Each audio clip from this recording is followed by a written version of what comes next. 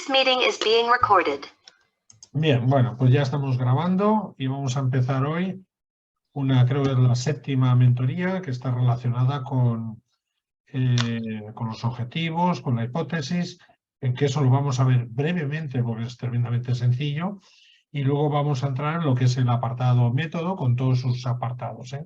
Vamos a ver las características importantes que hay que respetar y que hay que tener en cuenta. No lo vamos a ver en toda su profundidad porque podríamos dedicarle aquí varias horas, ¿no? Así que vamos a compartir pantalla a partir de ahora. Eso, ¿lo estáis viendo ya? ¿Alguien que se pronuncie, por favor? Sí, sí, se ve. Se ve, ¿no? Estupendo. Se ve bien, sí. Vamos a ir a pantalla completa. Muy bien. Me llevo esta ventanuca para aquí. Vale. Bueno, pues vamos a ver. Vamos a ver. Bueno, como veréis en la guía, hay unos apartados que es objetivo e hipótesis, y luego empieza ya el método. Bueno, en cuanto a los objetivos, no hay que confundir objetivos con hipótesis. Es decir, el objetivo se justifica nuestro trabajo, es decir, contestamos a la pregunta ¿qué vamos a hacer o para qué hacemos esto? Mediante la exposición de nuestro objetivo, que es obtener evidencia sobre esto, validar aquello, demostrar no sé qué, aportar una mayor o más investigación o mayor información sobre los resultados de la intervención. Y el objetivo al final es validar lo que vamos a hacer, ¿no? Es demostrar que con la aplicación de este protocolo de intervención vamos a conseguir o vamos a alcanzar una reducción de los índices de ansiedad, depresión, lo que sea. Es decir, hay que simplemente justificar nuestro trabajo. No hay que hacer nada más. Pero eso estamos hablando de dos líneas, no estamos hablando de más. Y es el final de la introducción. Después de la introducción viene este apartado, objetivo e hipótesis, que antes se incluía dentro de la introducción al final y ahora veo que se le ha dedicado un apartado especial según la guía. Bien, en cuanto a las hipótesis, no se exponen en forma matemática, es decir, no busquéis los símbolos, tal, esto es menor, mayor que, no sé qué. No, se literalizan. Es importante. Y de acuerdo con el principio de parsimonia del que hemos hablado ya muchas veces, mediante el cual se prioriza las explicaciones sencillas frente a las explicaciones más extensas. Si lo puedes decir con 3 palabras, no lo digas con 5. Eso es la hipótesis. Y luego no se cita nunca en un TFG, un TFM, en una tesis, no se cita nunca la hipótesis nula. Estamos acostumbrados a manejar la hipótesis nula y la hipótesis alternativa, sino que se explica lo que es la hipótesis de trabajo que corresponde a la alternativa. Y eso, como he dicho antes, también se literaliza. Nuestra hipótesis es que después del tratamiento vamos a obtener unas puntuaciones en no sé qué superiores a las obtenidas en los cuestionarios pretratamiento. Eso es la hipótesis. Que vamos a obtener una puntuación igual o superior a no sé qué. Tal cual, se escribe tal cual. Y eso se escribe en 2 o 3 líneas.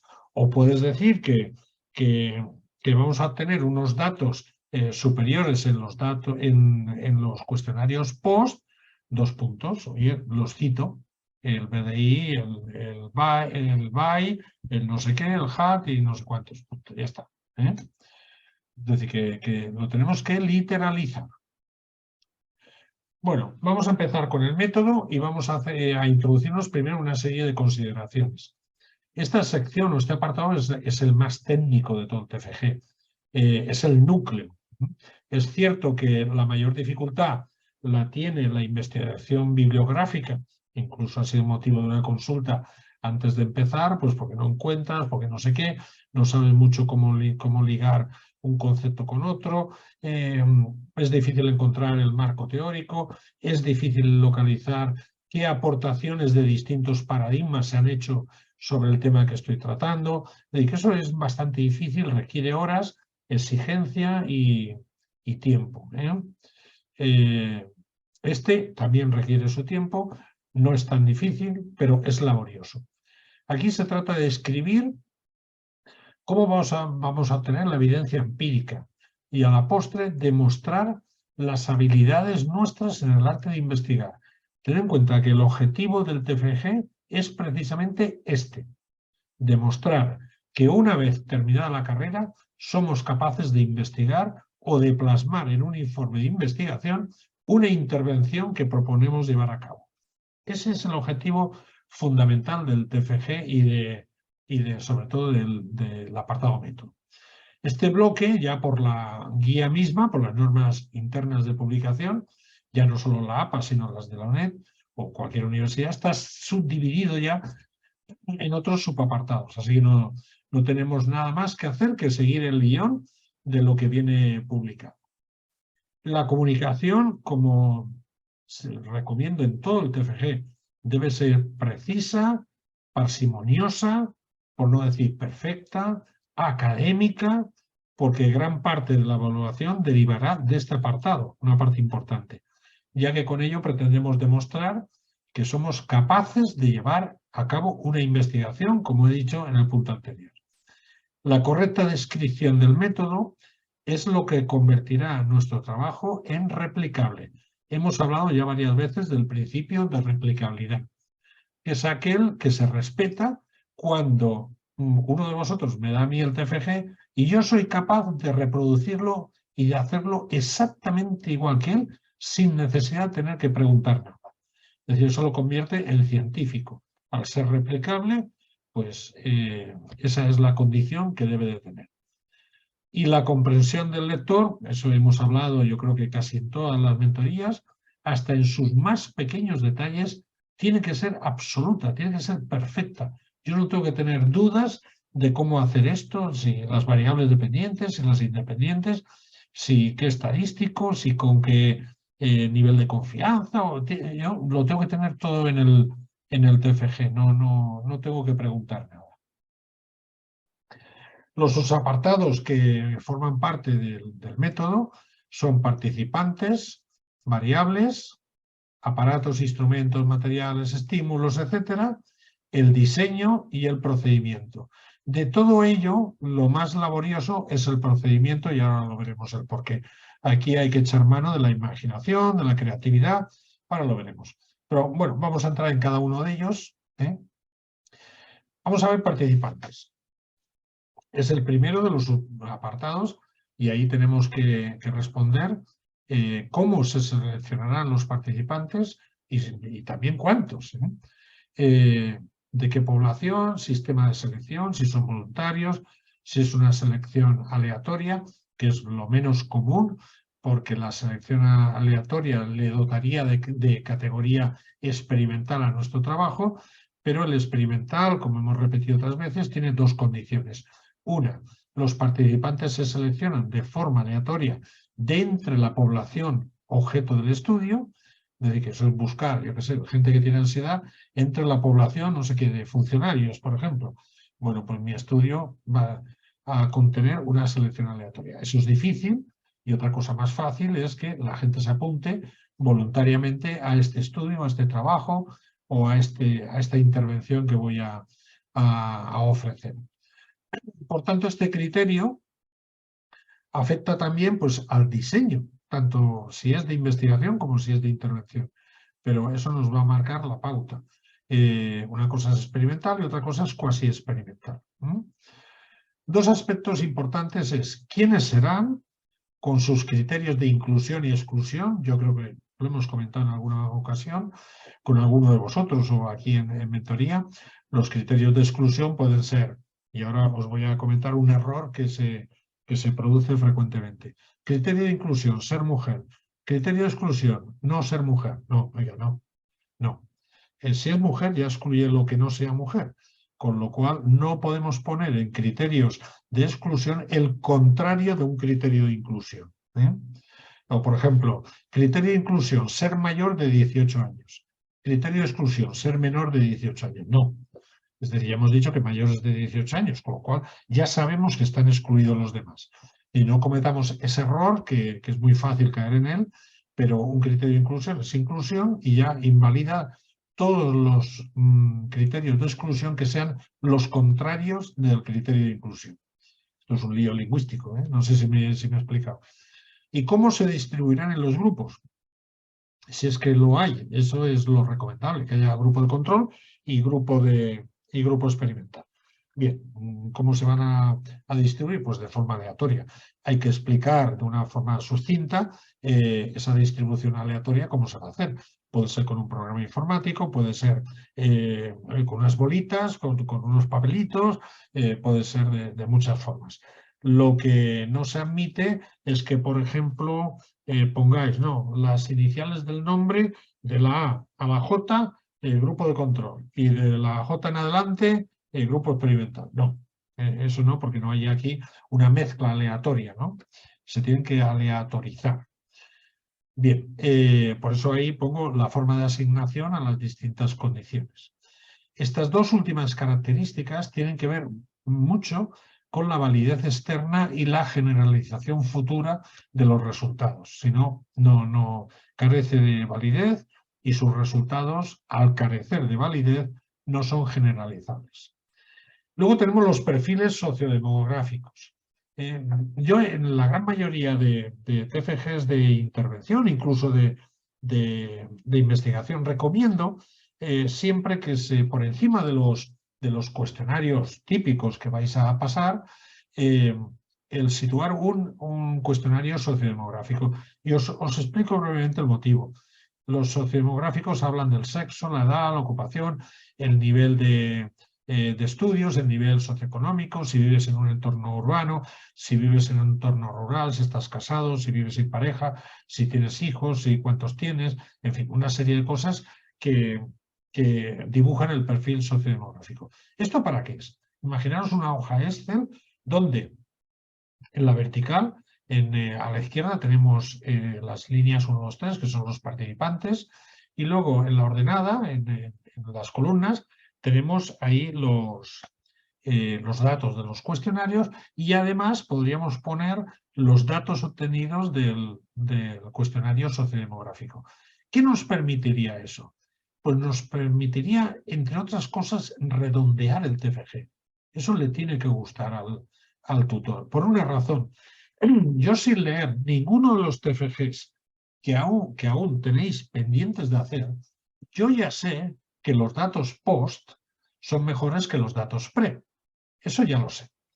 Bien, lo que no sé es, por ejemplo, que si la mayor variabilidad que ha ocurrido mediante una determinada intervención se produce en un segmento de población que tiene entre 20 y 25 años, que está soltero, que vive en un entorno rural, etc. Es decir, que este segmento de población es más permeable al procedimiento perdón, que he diseñado. Y por el contrario, aquellos participantes o aquel núcleo de participantes que es más impermeable al tratamiento que he propuesto, pues son estas personas que reúnen esta serie de características. Daros cuenta que todo artículo, toda tesis, todo informe de investigación, lo que está haciendo es una aportación a la sociedad respecto a un trabajo, a un problema psicológico. Bien, de esta forma, con este apunte que hacemos en cuanto a las características sociodemográficas de los participantes, pues lo que estamos haciendo es esa aportación. Yo he hecho este diseño, pero cuidado, donde funciona mejor es aquí y donde funciona peor es allí. Donde además habrá que reforzar pues, con otras medidas porque la impermeabilidad al tratamiento que he propuesto se pone muy de manifiesto y entonces hay que tomar otras medidas complementarias. Es decir, eso le tiene que gustar al tutor porque es la aportación que haces desde el punto de vista científico a la sociedad, que al final es la beneficiaria de todos estos trabajos de investigación. Bueno, seguimos con los participantes. En general deberá incluirse número total de participantes estimados. Cuidado con los números, que yo he visto de todos los colores. He visto desde 8 a 500 y pico. Ya, 500 y pico, no sé, permitirme que dude un poco que vayáis a conseguir 500 y pico participantes. Pues algo lógico. Además tiene que ser, la muestra tiene que ser representativa, pero dentro de un orden. Aparte que el objeto estudio, la población objeto de estudio suele ser limitada en nuestro caso. A veces son los alumnos de un colegio, es una población limitada. Luego, una muestra representativa no puede ser 100, ni la totalidad. Bien, luego los rangos de edad que se esperan obtener. Esperamos obtener pues entre 18 y 50 años. Bien, perfecto. Las características sociodemográficas que, como hemos dicho, salen del cuestionario. El tipo de ocupación, si fuesen estudiantes, aquí lo básico es entre estudiantes o no estudiantes. Porque, claro, los estudiantes es casi como una población cautiva, ¿no? El profesor les invita, entre comillas, a participar en no sé qué. Y lo que hacen es, bueno, pues participan todos. Los medios de selección que se han utilizado, si es al azar, si es en respuesta a un cuestionario, etc. Eso, daros cuenta que son características que se explican muy fácilmente. Luego, la utilización de cualquier tipo de incentivo para estimular su participación. Eso se debe de explicar. Imaginaros alumnos de psicología a los que se incentiva con un punto adicional en el examen final, ¿no? Por participar en esta investigación. Pero, pues, claro, pues ahí hay un tema de motivación forzada, ¿no? ¿Cómo se han asignado los grupos y a las distintas condiciones? Ya lo hemos comentado, es decir, la aleatorización de estas personas, pues hay que explicar cómo se ha llevado a cabo. Y vamos a ver un ejemplo que aparece, a mí no me termina de gustar mucho, pero veo que aparece en el cuadernillo indicaciones para la elaboración del TFG que publica la UNED. Pone así, lo describe así los participantes. En total se emplearán 40 participantes, 20 de cada condición.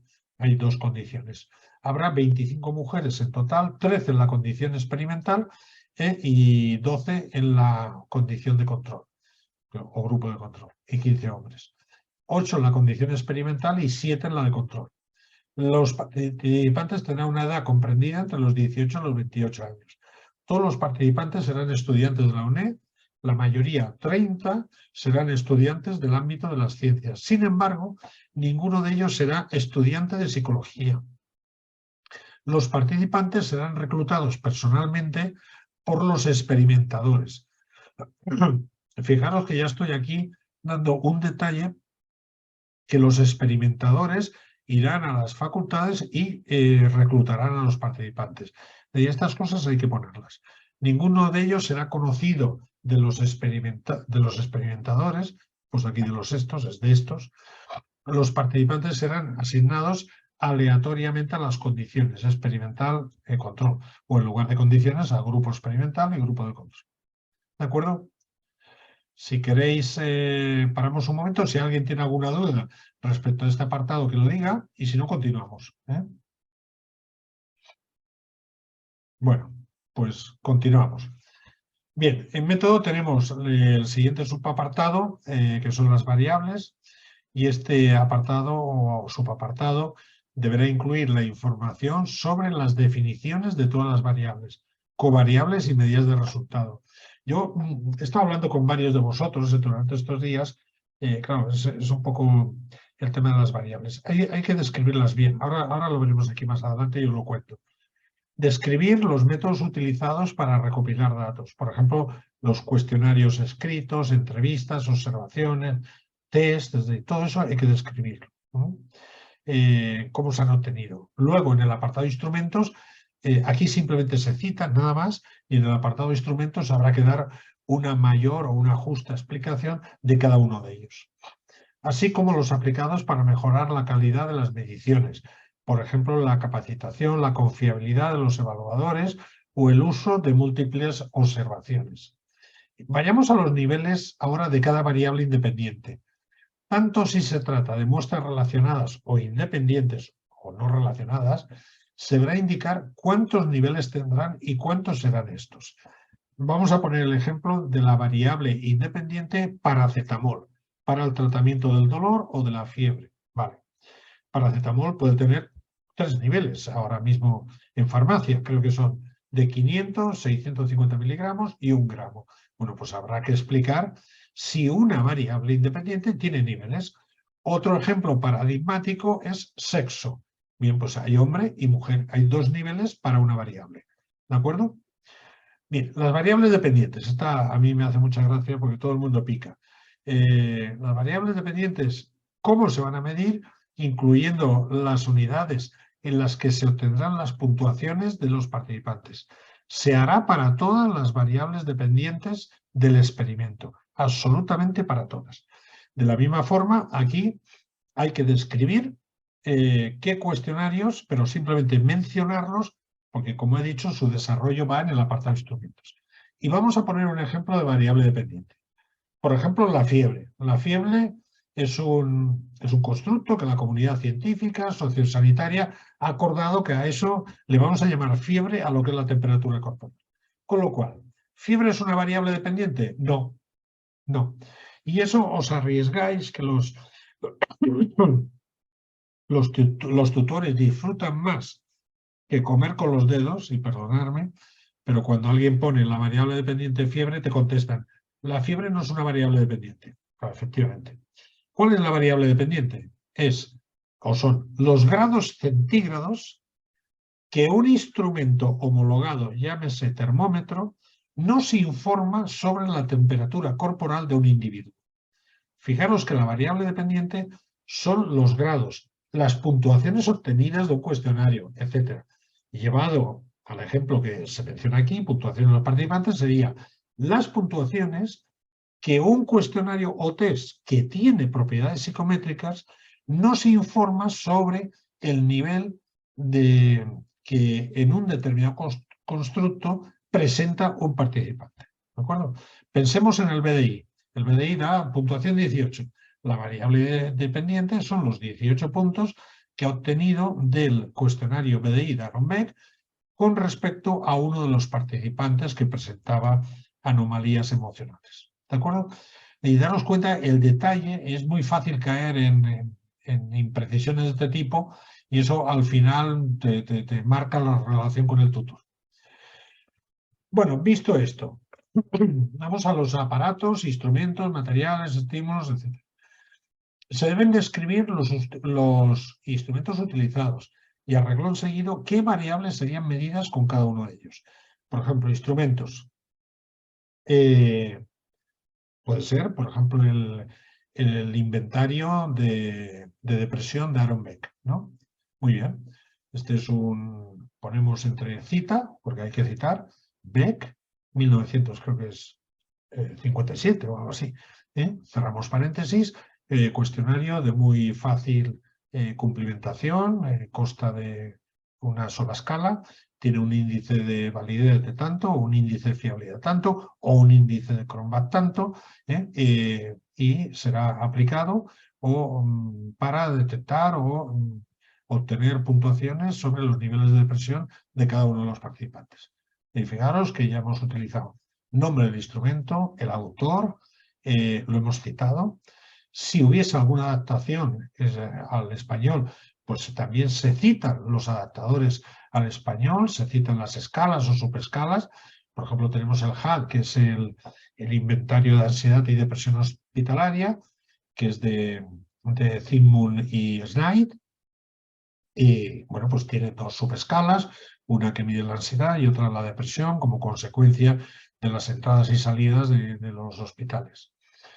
En un extremo situaríamos aquellos que simplemente utilizan papel y lápiz, que son los cuestionarios y test, y en el otro extremo los equipos para monitorizar el comportamiento de los pacientes, como pudiera ser una técnica de biofeedback. Todos ellos deberán detallarse con precisión en este subapartado. El monitor y el ordenador se consideran aparatos. Además, se deberá mencionar la marca, el modelo de todos ellos. Si utilizamos ordenador, pues en qué sistema operativo está operando la plataforma, etc. Que si hemos utilizado un programa, pues el programa Word, versión 2023, mientras que las hojas de respuesta, bolígrafos y esto, son entendidos como materiales. Si yo tengo un cuestionario y las respuestas las tengo que señalar en una hoja de respuestas, pues por una parte tenemos un instrumento, por otra parte tenemos un material. Un error muy habitual también es describir la función del equipo, cómo se va a emplear, ¿no? Eso precisamente no forma parte de este procedimiento, de este apartado. Esto es un inventario de, como digo, aparatos, instrumentos, materiales y estímulos. No hay que describir lo que hace, sino yo estoy inventariando estos instrumentos, aparatos que voy a manejar. Y con lo máximo, pues, yo qué sé, pues una cámara, estoy viendo una mía, una Sony CX240E, punto final. Lo que no voy a explicar es cómo funciona.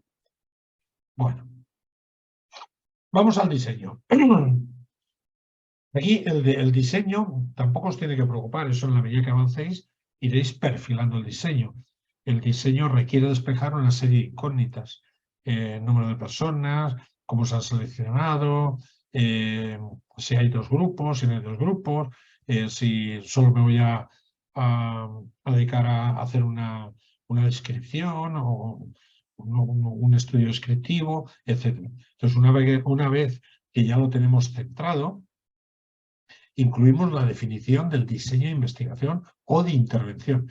Es muy sencillo, es decir, yo creo que para explicarlo he utilizado 4 líneas, pero realmente en 2 líneas se explica.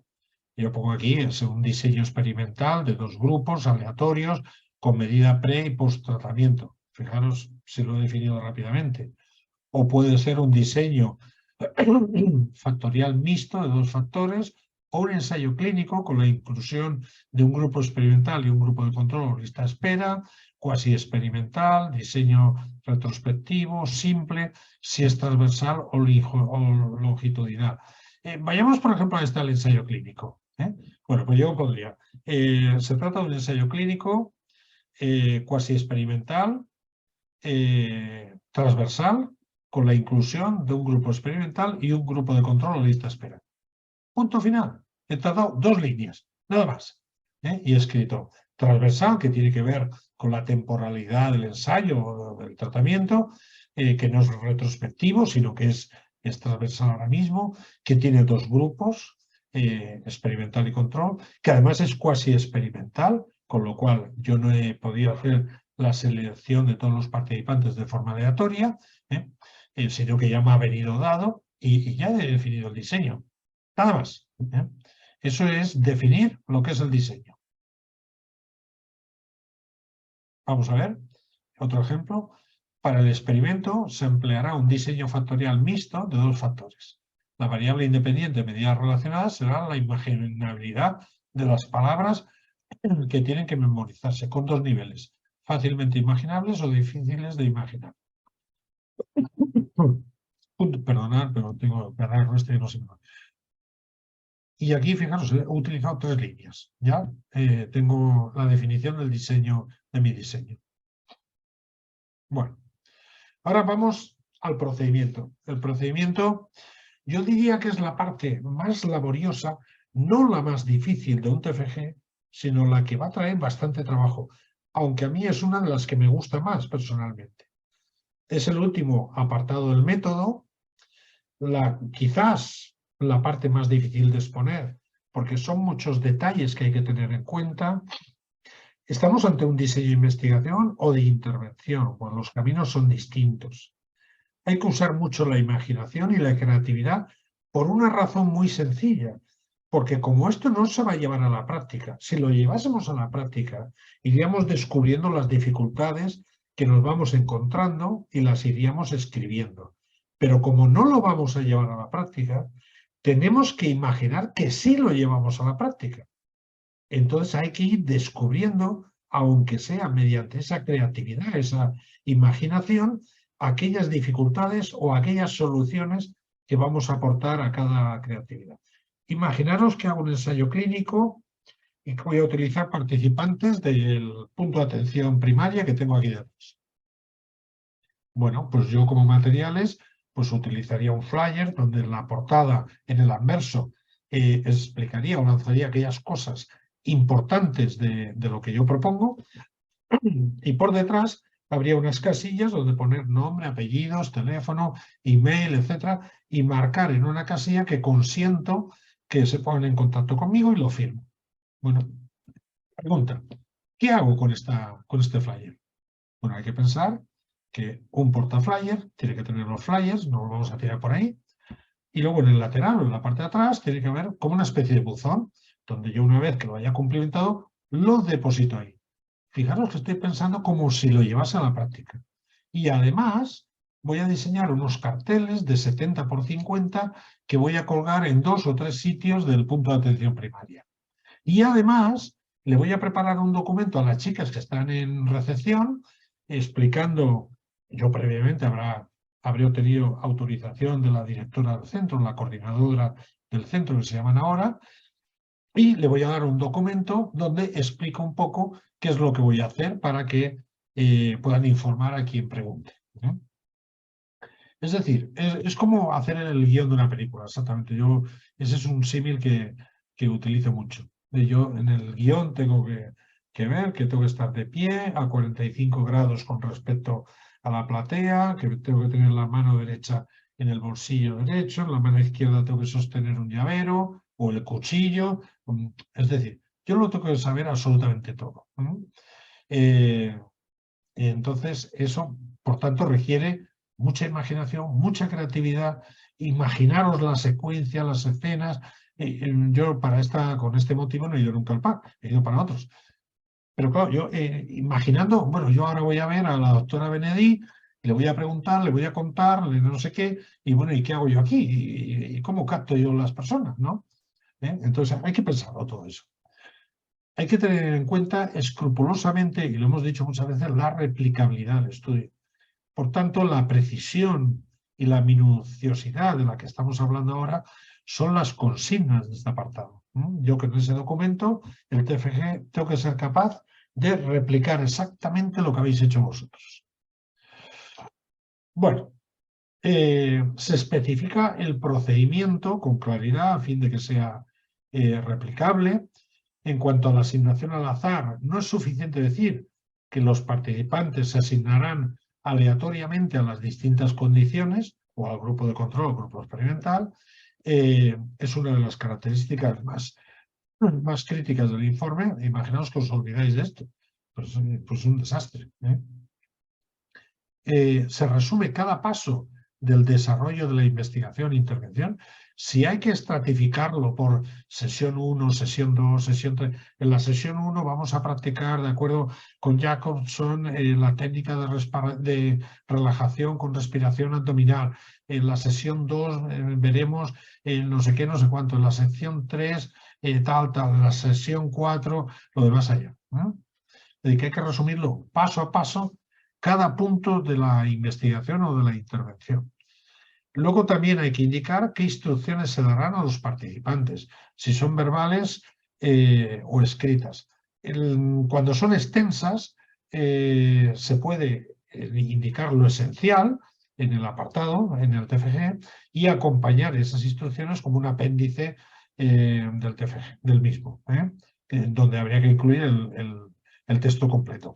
Después, yo recomiendo que lo pongáis todos, que además de los cuestionarios, instrucciones y todo eso, se les exigió un consentimiento informado de acuerdo con la ley. Se puede hacer referencia o simplemente, pues yo, fulano de tal, consiento participar en no sé qué de forma voluntaria, en este no sé qué, no sé cuántos. Bueno, pues es así de fácil. Pero también se puede hacer referencia de que perdón, a efectos de consentimiento informado, este procedimiento se ajustará a la Ley 3/2001, 28 de mayo. Si queréis buscar en Google, ponéis Ley 3/2001 de 28 de mayo y os aparecerá la Ley de Consentimiento Informado del sector sanitario. Muy bien. Se citará entre comillas qué se dijo exactamente a los participantes si son instrucciones cortas. Si no, como digo, si son extensas, hay que llevarlo al apéndice porque lo único que conseguiríais hacer sería consumir páginas que a lo mejor os van a hacer falta para defender otros aspectos que tendréis que abordar.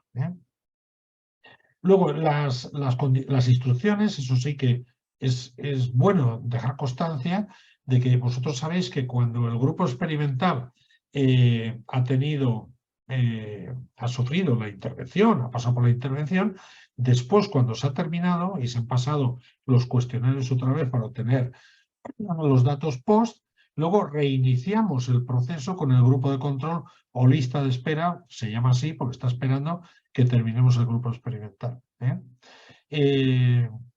Deberán ser las mismas para cada condición, grupo experimental y grupo de control. También es válido imprimirlas y entregarlas a los participantes.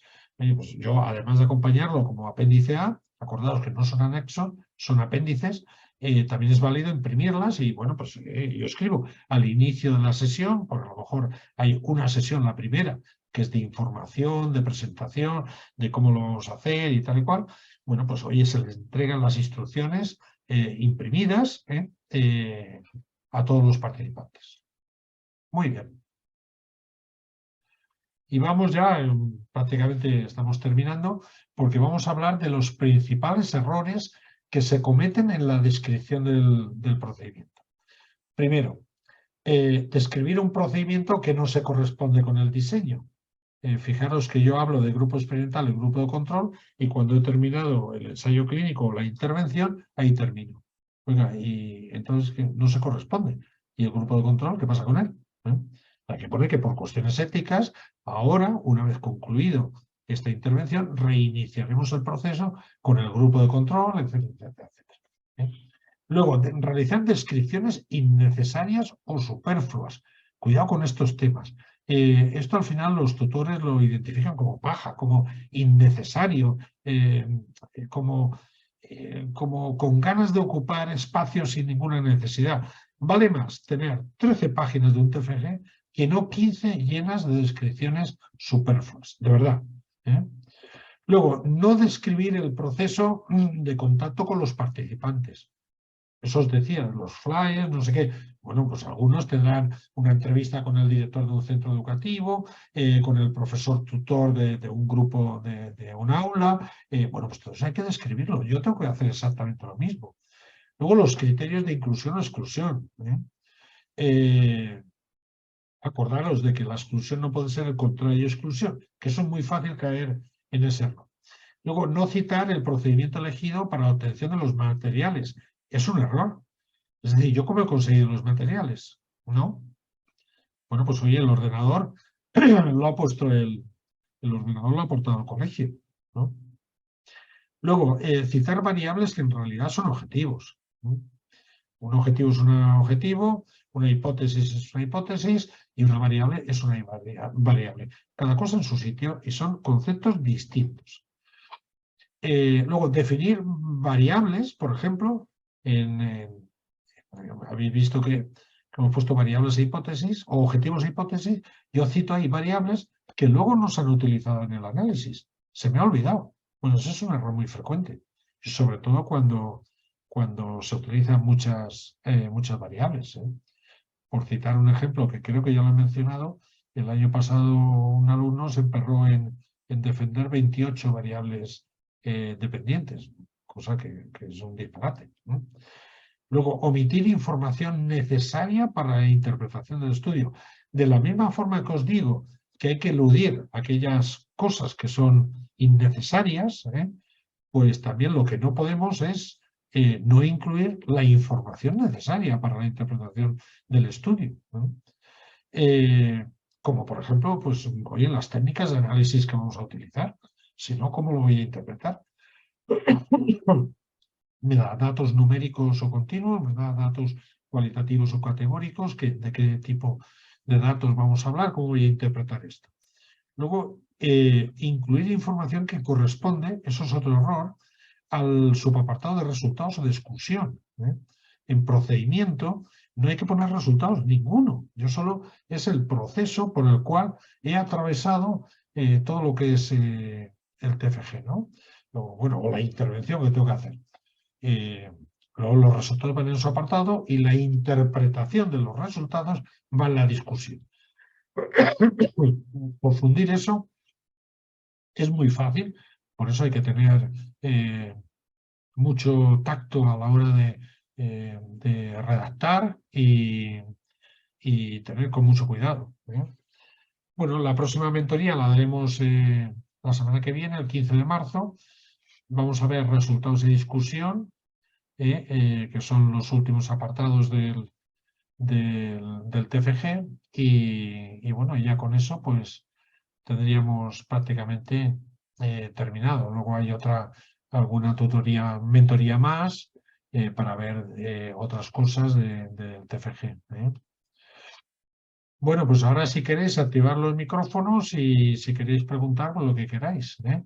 Veo que María dice que tiene algunas dudas. Hazlo por favor a través del micrófono y así lo oímos todos. Si puedes y con la cámara, si te apetece, yo te invito. Yo luego también quiero decir algo. Que no puedes, que estás en la biblioteca. Bueno, ves escribiéndolo y yo luego lo leo para todos. A ver, ¿quién era que hablaba? Iciar, Venga, pues adelante. Decía, una cosa, no sé si alguien te lo preguntó en una mentoría, perdóname si me repito, pero para citar alguna tesis en el Mendeley, ¿cómo lo claro, hacemos? fíjate arriba, a la derecha, en la ficha técnica, la primera cortinilla de todas, si tú la clicas, se te abre. Si te dice si es una película, si es una película, una tesis, un artículo de revista, si es un libro, si es un programa de televisión. Entonces ahí simplemente coges el ascensor y te vas a tesis y clicas tesis. ¿eh? Ya está. Y ya está. Entonces Ah, tienes que complementar los datos, que están ahí en la ficha técnica. Los tienes que complementar. Porque vale, la duda que tengo yo es si la ficha técnica te la cumplimenta automáticamente cuando se trata de una tesis. Posiblemente no, porque al no estar publicada, pues, porque si estuviese publicada ya no sería una tesis, sería un artículo de revista. Podría coger la categoría de artículo de revista. ¿eh? vale. Pues Aquí, gracias. Mari, te lo he resuelto. Bien. A mí sí. Vale, aquí María nos pregunta, ¿cuánto sería más o menos el número normal de la muestra? Y me pregunta si hay 50 o 60 personas. Eso depende de la población objeto de estudio. Imaginaros que estamos estudiando, yo qué sé, a todos los militares de España. Oiga, pues la muestra tendrá que ser amplia. No podrán ser 50 o 60. Hay un estadístico que calcula el tamaño muestral, ¿no? Que debería de tener en función de los datos poblacionales.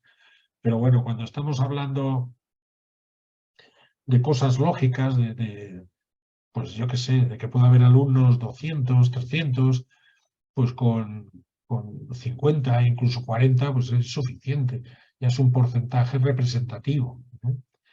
Si nos acercásemos mucho más, ya no estaríamos hablando de una representación, sino que estaríamos hablando casi de la muestra, ¿no? Casi total. Si tenemos 200, no nos va a quedar 150, cogerlos todos ya, porque estaríamos hablando del 75% de la población.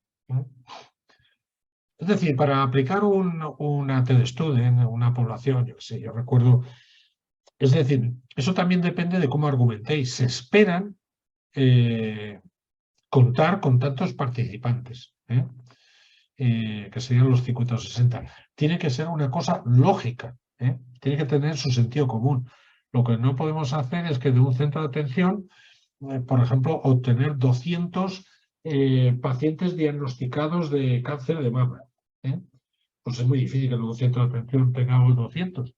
En toda una provincia pues es posible y que tiene que tener su lógica.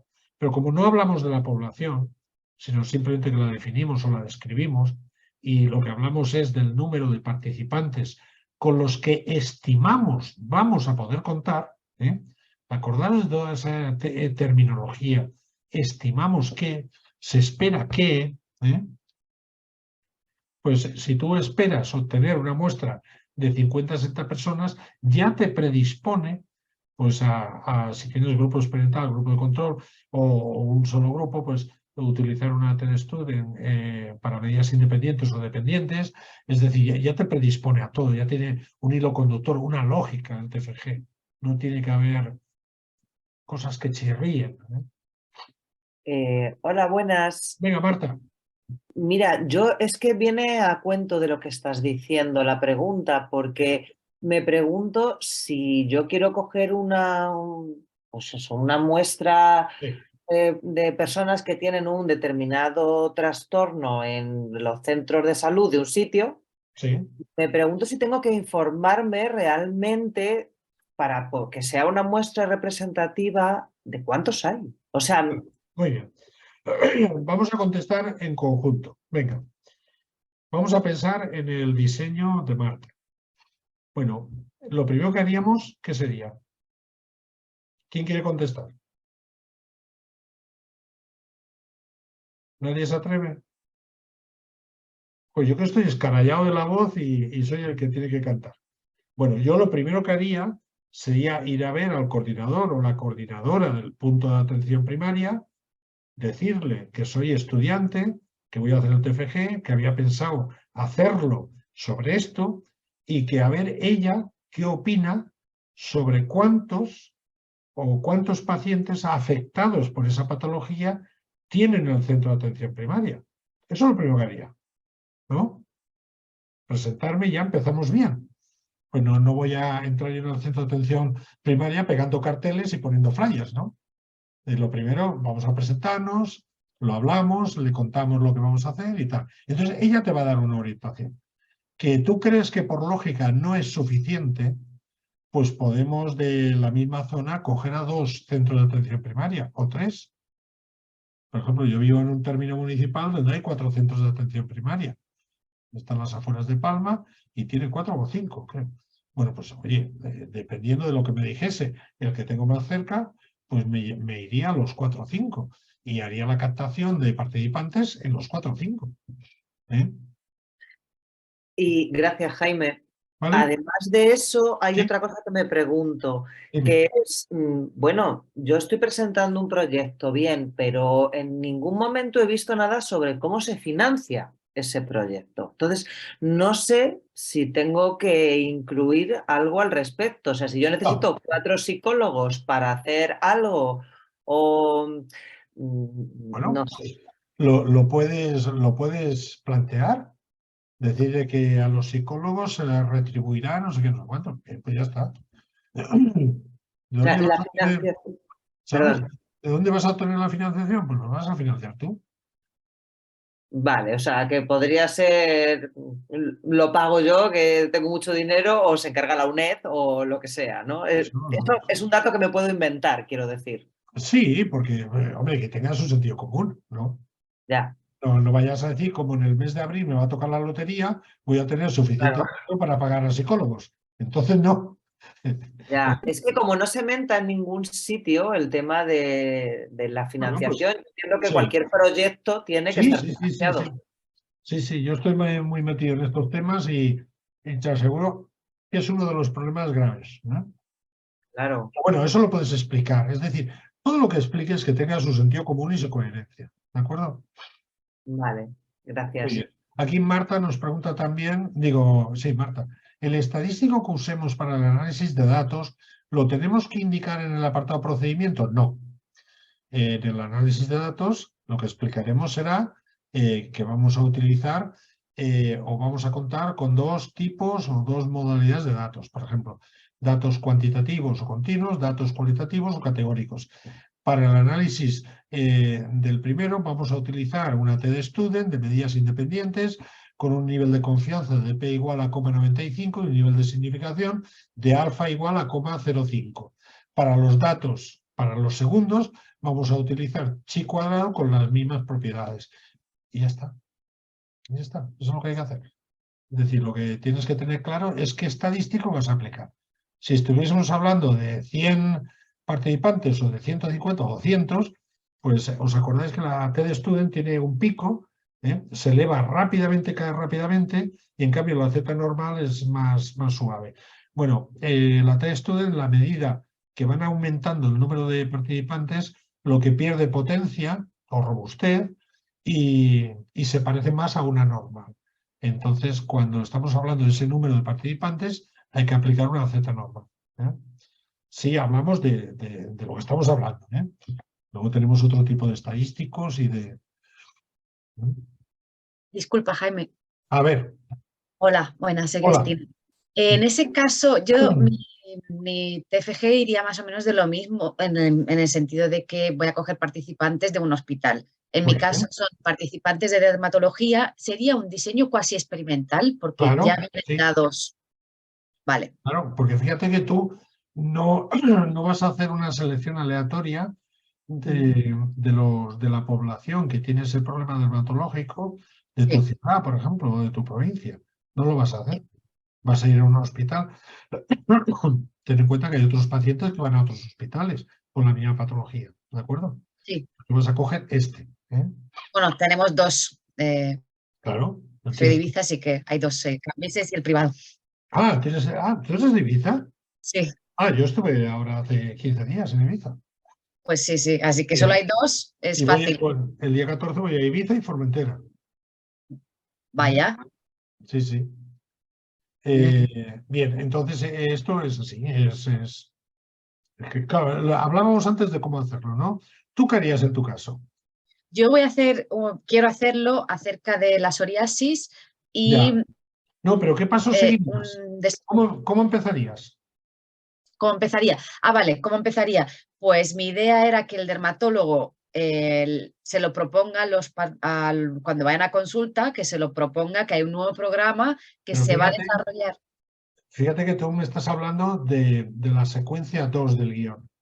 La secuencia 1 es que te entrevistarías Sí, o bien con la gerente o el gerente o con el jefe del departamento de dermatología. vale. ¿De acuerdo? Vale, primero sería la entrevista con ellos. Después el dermatólogo les propondría un programa que se llevaría a cabo al cabo del verano de 2023, ya Claro. que tenemos sol, y consistiría en X tiempo de exposición solar. La variable independiente, una de ellas sería la exposición solar, 30 minutos o una hora diaria o espaciadas cada 2 días. Eso no lo tengo claro aún. Claro, tienes ahí una cosa que es importante. Los rayos ultravioletas no están recomendados, como sabéis. Entonces, cuidado que estás rozando una cuestión ética en el sentido de que tú, ¿qué vas a proponerle a los pacientes? ¿Que se expongan al sol? Por ejemplo. Sí, ¿Con protección? sí, ¿Sin protección? con protección. Con protección, vale. Sí, Es decir, cuidado que estás rozando. ¿Ves? Estos detalles, por vale. ejemplo, yo siempre he recomendado que si alguien tiene una enfermera, un amigo que es médico, o tienes el talante suficiente como para ir a tu médico de cabecera y comentárselo, que no Ujú. pasa nada, que les encanta ayudar a los estudiantes, pues os pueden reconducir muy bien en estas cosas, ¿eh? Vale. Yo, por ejemplo, yo tengo la ventaja, estoy en la Asociación Española contra el Cáncer y claro, pues tengo acceso a información y tengo en Palma cinco psicólogos, hay uno que atiende Ibiza y Formentera, uno en Menorca, otro en Ciudadela, y entonces pues tengo esa ventaja, pero el que no la tengáis, oye, que no pasa nada por consultarle al médico de cabecera o pedir en un momento ahí en recepción, oye, ¿podría hablar con alguien que me pudiese atender? Soy estudiante de la UNED y tal. Oye, pues mira, vente mejor a las 2:30 y yo te Vale. atiendo. Pues vas a las 2:30 y le explicas y ellos a veces actúan como de linieres, ¿no? Que levantan los banderines. Oye, cuidado, que esto no se puede hacer. No, esto sí, esto no, esto hay que hacerlo de esta forma. Y entonces ellos mismos te guían, ¿eh? Tenía varias opciones de variables independientes. Una de ellas era la del sol, la otra era sesiones con un psicólogo una vez Sí, o sea, una vez a la semana, una vez cada 2 semanas, y meditación. sí. Y el tema de mindfulness. O sea, que tendría varias variables independientes. No, Todo esto iba a ir en relación con la ansiedad y la depresión, en realidad. Psoriasis, ansiedad, depresión y las variables independientes que he comentado. no te compliques mucho, Chris. Vale. No te compliques mucho. Que somos muy aficionados a meternos en charcos, ¿eh? Y luego, claro, el tutor dice, no, tú métete, a ver qué Sí, descubrimos aquí. sí, me dijo, sí, tú ves buscando las variables Eso, psicológicas que ya se eso, han ido eso. trabajando, pero sí, ¿Tú ves? Yo el único caso de oposición que he encontrado fue el año pasado. La de las 28 variables. 28, que yo se le advertí, le dije, pero es que esto te lo van a tirar solo. Y es que Vale. 28 variables dependientes necesitas un libro de 1000 páginas, no un TFG de 15. Vale, entonces tú aconsejarías coger como mucho 2 variables independientes en este caso. O una variable con 2 niveles, es decir, que tú tienes la variable independiente, puede ser un protocolo de intervención, ¿eh? Es decir, que donde el protocolo de intervención está una sesión de, yo qué sé, bueno, sí, la exposición solar y la... Sí, son 2 variables independientes. Y luego las variables dependientes puede ser la depresión, la ansiedad, etc. Pero cuidado porque tú mismo te puedes complicar la vida. Vale. Y no es Gracias. necesario, hay que ser... Yo digo que los TFGs tienen que ser sencillos en estructura y tienen que tener un punto de singularidad, de originalidad. No hablemos de la relajación respiratoria y la ansiedad. Es que eso hay 2,5 millones de artículos. No. Busquemos el punto de originalidad. Pero luego en su estructura, en su planteamiento, tiene que ser lo suficientemente sencillo para que tú lo bordes, que no te encuentres con tantas dificultades. Sí, muchas gracias. Bueno, aquí creo que María nos dice, todo esto que hemos ido dando de los distintos apartados en la entrega de la propuesta, habrá que explicarlo de una manera muy concisa y reducida, ¿no? Bueno, la propuesta tiene sus apartados, la propuesta es propuesta, ¿eh? Y hay que contestar los apartados. Ahí, como os dije, está el formato oficial de la UNED, que es cara y cara, luego está el de tutores que os dicen, oye, escribime un Word. Y luego hay otros como los de Evolutiva Educación que os mandan un dossier de 6, 7, 8 páginas que casi es el TFG. Y bueno, pues, oye, pues lo que os pidan es explicar lo que vais a hacer. No lo que vais a hacer, sino explicar lo que vais a hacer. Y claro, y luego me dices, pues teniendo en cuenta que tenemos solo 15 páginas. 15 páginas. Mi TFG, yo recuerdo que si escribías 2 palabras más, por ejemplo, ¿qué más? Me saltaba la página. De que hasta la última línea y menos 1 centímetro lo apuré, ¿no? Y A a mí es que veces, 15 páginas me parece muy poco. A mí se me va, o sea, voy a tener un problema con eso. que claro que tiene su problema. Bueno, tened en cuenta que está la portada, hay que preguntar si quiere índice o no quiere índice, que hay tutores que no quieren índice, pues el índice ya lo sabemos todos de memoria, y luego la declaración jurada no entra, pero las referencias sí, esas son las 15 páginas. Pero bueno, yo digo que da para mucho, 15 páginas. Y no liaros con explicaciones estériles, no liaros. Hay que hacer una redacción parsimoniosa, académica, concreta, y sin liarnos. ¿De acuerdo? Bueno, yo tendría unas dudas, Venga, Irene. solo 2. De hipótesis dependiente, o sea, de variable dependiente, ¿me recomendaría 1 o 2? Yo te recomendaría 3 o 4. Sí, es que Sí. mi hipótesis es intervención psicológica, mejora de calidad de vida. Entonces, lo que yo Claro. voy a medir es la calidad de vida. Claro. No sé si meter alguna cosa más, como por ejemplo el áreas cognitivas o... Claro. Pues tener asociado a esa variable, pues tener la ansiedad, la depresión, en fin, ya tienes 3 con eso. Además son muy socorridas, muy agradecidas. Tienen muchos Y luego instrumentos. de variables extrañas. No, las variables extrañas son las que tienes que evitar, pero que no figuran en TFG. Mira, una variable extraña, ¿cuándo aparece? Por ejemplo, os pongo un ejemplo. ¿Por qué se pasan los cuestionarios antes de aleatorizar a los grupos experimental y control? ¿Por qué? Precisamente porque yo tengo 60 participantes, así no 30 cada uno, pues si yo ya sé que estoy en el grupo experimental y ahora me dices que conteste los cuestionarios, yo estoy motivado, estoy predispuesto, estoy animado, fantástico, me van a hacer un tratamiento gratuito, fantástico. Si estoy en el otro lado, pues estoy decepcionado, joder, vaya chorrada, el no sé qué, voy a tener que esperar, no sé cuántos. Estos son variables extrañas que están afectando a las distintas condiciones del grupo. Mientras que si yo paso los cuestionarios antes de hacer la asignación aleatoria, lo que he evitado son las variables extrañas, ¿no?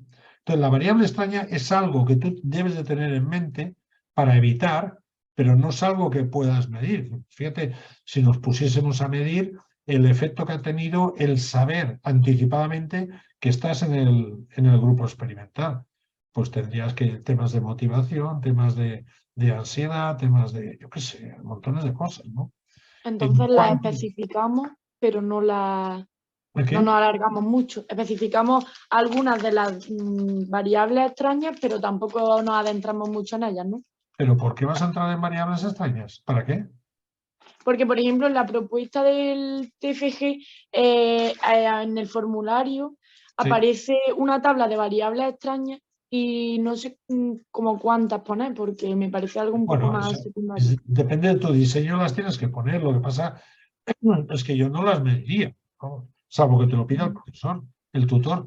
No las mediría, porque si no, vaya TFG. Vale, vale. ¿Eh? Perfecto. Muchas gracias. Vale. Jaime, Dime. otra vez, acabas de recomendar 3-4 variables dependientes. Sí. ¿Y independientes con una valdría?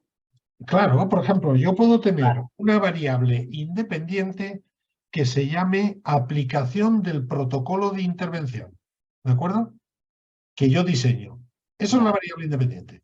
Mi protocolo de intervención, ¿cómo está estratificado? Sesión 1, información, psicoeducación. Sesión 2, relajación respiratoria. Sesión 3, mindfulness. Sesión 4, técnicas de afrontamiento. Sesión 5, fusión cognitiva. Es decir, que yo podría ver un protocolo de intervención compuesto por muchas subvariables. Pero yo tengo una variable independiente, que es la aplicación del protocolo de intervención. ¿De acuerdo? No sé si ha quedado claro. Sí, clarísimo. Vale. Es decir, sobre todo en las intervenciones, yo soy partidario de hablar del protocolo de intervención, porque tú lo que estás proponiendo en la intervención no es replicar una intervención que ya se ha producido, sino que tú diseñas un protocolo de intervención de alguna forma y que lo vas a aplicar, porque separadamente cada uno de estos elementos tiene su validez y tiene su capacidad de generalización. ¿De acuerdo? Entonces tú lo único que haces es unir mindfulness con relajación, con esto, con lo otro. Todos son válidos. Entonces yo con estas piezas, como un cajón de herramientas, construyo un protocolo de intervención y lo aplico. Por tanto, la variable independiente es la aplicación de ese protocolo de intervención. ¿Vale? Sí. Muy bien.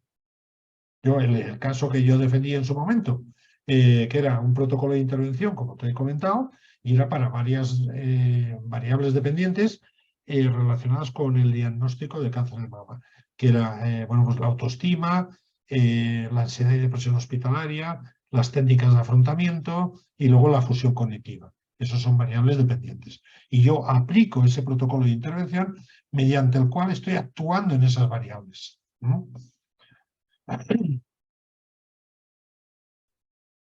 Jaime, tengo que abandonar la sesión. Sí, no, y entonces son las quería 9:06. Despedirme y muchas gracias por todo lo que nos estás ayudando. A vosotros, no os preocupéis. Venga, hasta el próximo día. Gracias. Suerte. Gracias. Bueno, pues si os parece, dejamos de grabar y gracias por asistir.